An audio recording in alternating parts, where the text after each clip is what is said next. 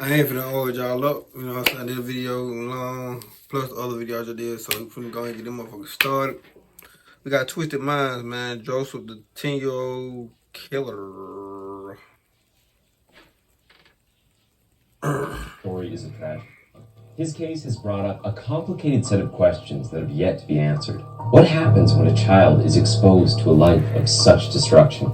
How should the justice system respond to this kind of tragic situation?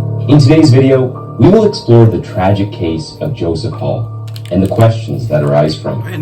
We will look at how Joseph's upbringing shaped his life and his actions, and what his case says about the criminal justice system. Welcome back to Twisted Minds. My name is James, and today we're going to dive into a case where a small child's innocence was replaced by violence. Motherfucker 10-year-old kick you. That's crazy. Joseph was born on June 19th, 2000, to Jeffrey Hall and his ex-wife, Latika Neal, in Riverside, California. Jeffrey raised his children Joseph and Shirley after his ex-wife lost custody owing to her neglect and erratic behavior. And after Neal, he had remarried and went on to have 3 more children. Dang. Jeffrey was a plumber and faced a lot of financial problems as he struggled to get a job during an economic downturn in California. Real estate was hit the most. He struggled to provide for such a huge family, but he had one place where he felt important and like a leader. He was a prominent figure in the white supremacist movement, as he believed that his job loss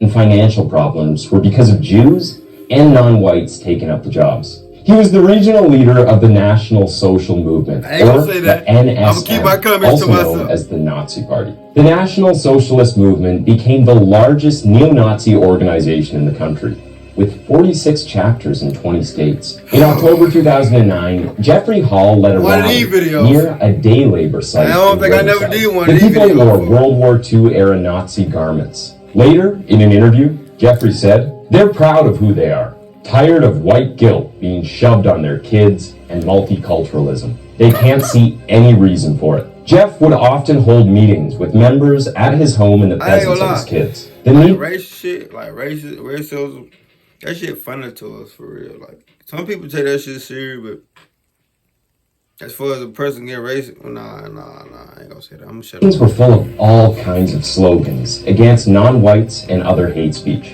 Due to Jeff's joblessness, he had become increasingly violent with his son and his wife, Krista McCary. He would often beat them up. According to Joseph's stepmother, Krista, Jeffrey punished his son every day for being too loud or for getting in his way. He would punch and kick the little child several times in the back. So, what did Joseph's life look like? He was reportedly very aggressive and verbally abusive from a very young age. His behavior began to spiral out of control, so much so that Joseph had been expelled from 6 schools for harming students and teachers. At age 5, Joseph had stabbed it. Well, I got expelled for 1 school. Actually 2.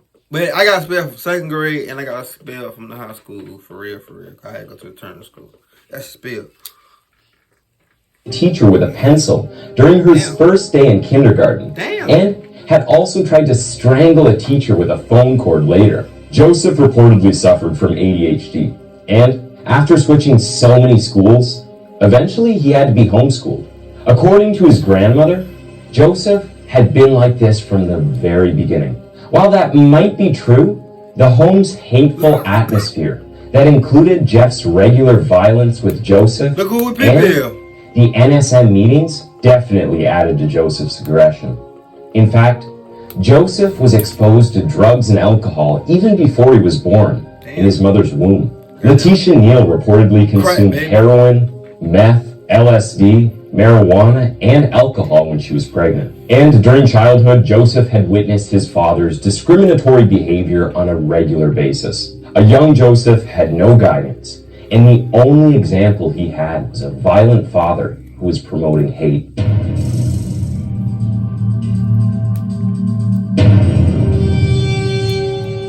Joseph Hall was a troubled child who had a history of violence and mental health issues. He began to display increasingly volatile behavior. perhaps due to his mental illnesses and his father's neo-Nazi beliefs. One simply couldn't imagine the events that would unfold next. This violent and hateful environment was unknowingly brewing a murderer. Jeffrey Hall was killed, and his own son Joseph was the killer. Just a few days before tragedy struck, Jeffrey Hall bragged to his NSM group about teaching his oldest son Joseph to use night vision equipment and to shoot a gun. Jeffrey had no idea that this very training would be used to kill him. On May 1st, 2011, 32-year-old Jeffrey returned home from a neo-Nazi gathering and was allegedly drunk. He slept on the couch. Later, during the wee hours, Joseph retrieved a revolver from his father's room and returned to the couch where Jeff was sleeping, where he fatally shot him in his head, behind his left ear, at point-blank range. Damn. Upon hearing the gunshot, Hall's wife, Krista, woke up and rushed to the scene to see a profusely bleeding and unresponsive Jeff, and Joseph with the revolver in his hand. Joseph said, "I shot Dad." She immediately called 911 and reported that Joseph had shot Jeff. My son shot my husband. I need an ambulance. He's bleeding. How old is your son? 10. How old is your son? 10. Oh, yeah. This shit sound like some power shit. Nigga talking about some daddy. Nigga, you done shot your dad now? Fuck you, for you. How you gonna shoot? But how you gonna shoot him and then cry dad in the background? Daddy. Sound like Tyreek or Paul. Jeff was dead. According to reports and Joseph's statement, the night before his murder, Jeffrey Hall had threatened to remove all the smoke detectors and burn down the family's house while the family was sleeping. Was that what prompted a young Joseph to kill his father?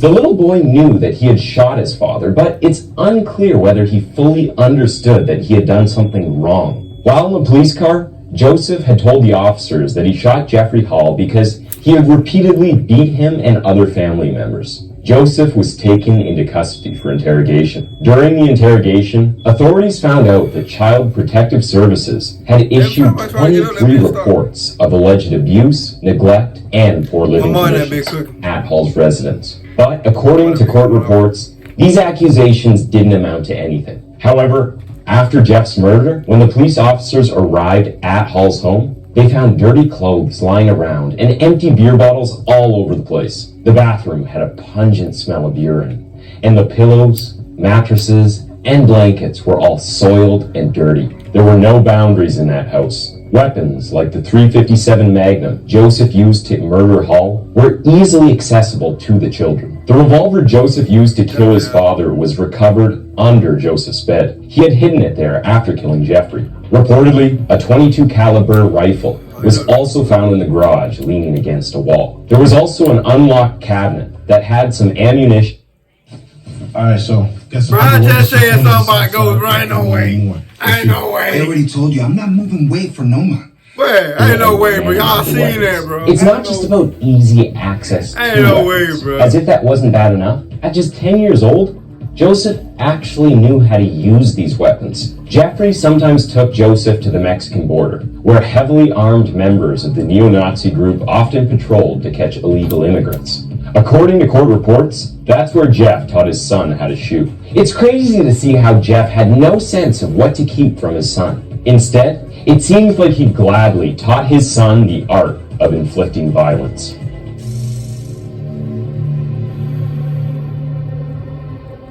Joseph's interrogation lasted more than an hour. During the interrogation, 10-year-old Joseph was asked why he killed his father, to which he said he was motivated by an episode of Criminal Minds, where he saw a kid shoot his abusive father and did not face any consequences for it. Joseph also thought that his father wouldn't really die. He thought he would recover and that the two of them would eventually be able to reconcile. While interrogating the 10-year-old, the authorities quickly realized that he didn't actually understand the gravity of the situation or the depravity of his crime. There are a lot of mixed reactions to the way in which the interrogation was conducted. Although the crime was heinous, the fact also is that a 10-year-old can't be expected to understand the importance of the Miranda warning during interrogation. For those of you who don't know what a Miranda warning is, here's the exact wording. You have the right to remain silent and refuse to answer questions. If you give up the right to remain silent, anything you say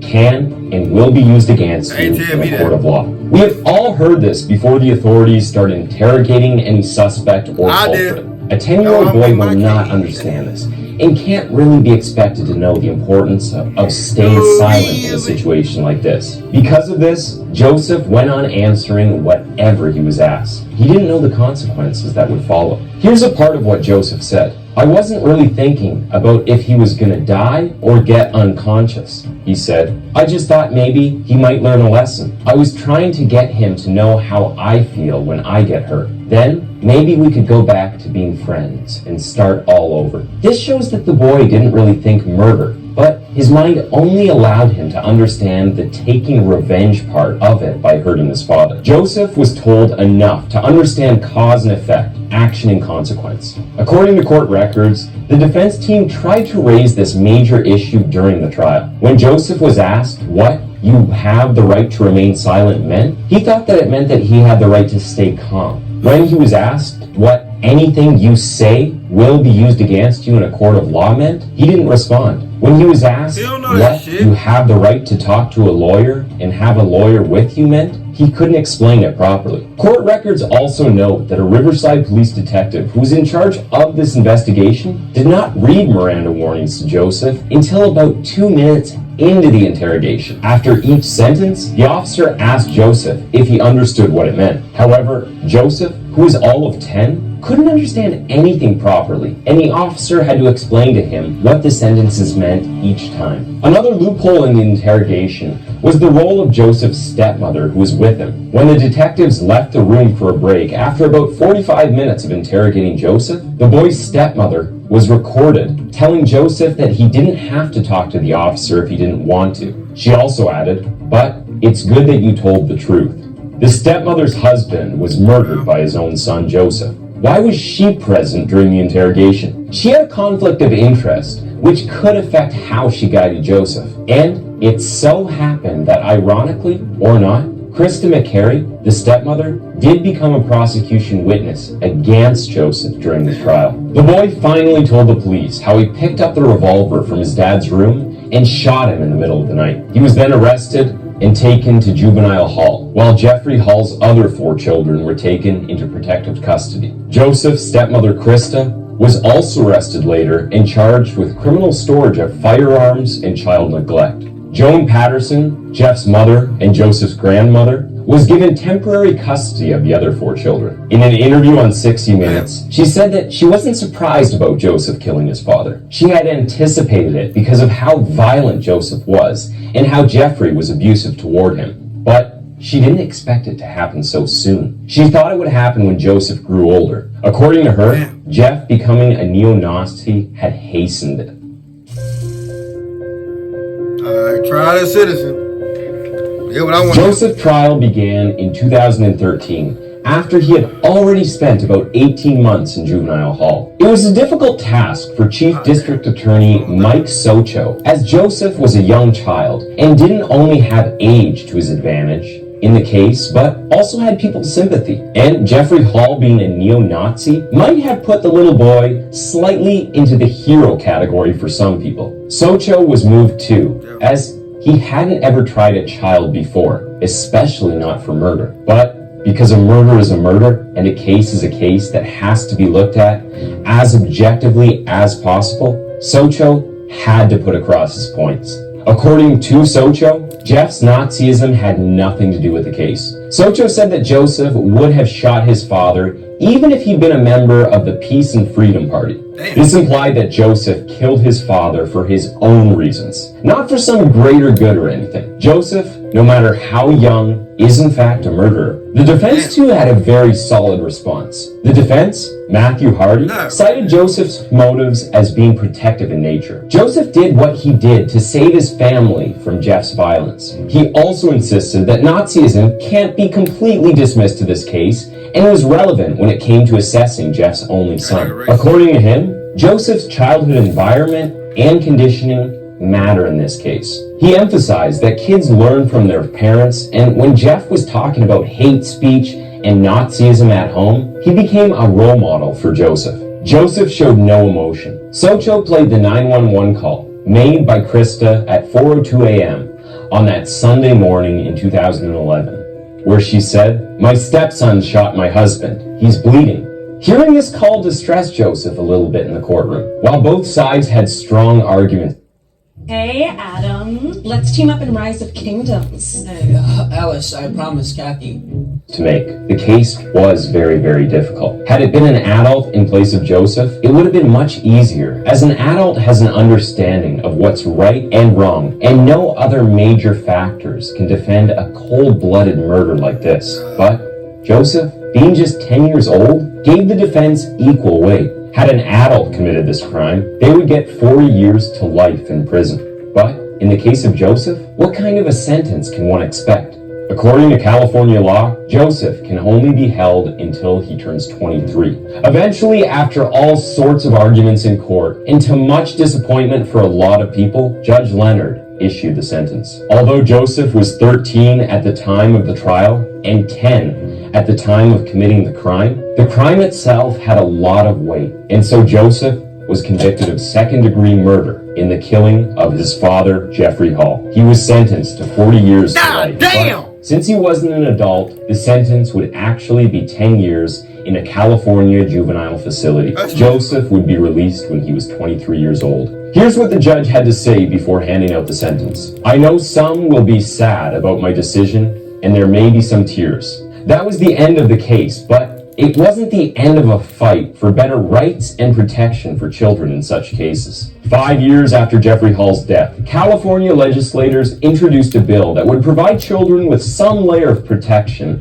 from police interrogation. This new bill came into existence because of Joseph's case. Unlike some states, California doesn't have a law that requires young children to receive legal guidance from an attorney or a guardian before they're interrogated. This Senate Bill 1052 was introduced in February 2016 and could potentially affect hundreds of children like Joseph, who enter the criminal justice system at a young age. According to the Senate Bill 1052, children younger than 18 years of age will first consult with an attorney or a legal guardian before being allowed to waive their Miranda rights, and also before they're interrogated by authorities. Joseph was a mentally harassed child all throughout his childhood and lived with his abusive neo-Nazi father. But does it mean that killing someone is all right? Even if he was just 10 years old at the time, whether the sentencing was fair will always be debatable. While this case was tragic in many ways, it brought to light many things, like the Senate Bill 1052, which would... Alright, bro. We get a whole just to it. But that shit crazy though. 10 years is crazy. He got out. He out now. But yeah. It's all about parenting. Teach kids well. They won't be racist. That's the whole thing. That's why I got out this video. Is crazy. But anyway, give your thumbs up, like, subscribe, see how motherfuckers on that video, man. Let's ride, nigga.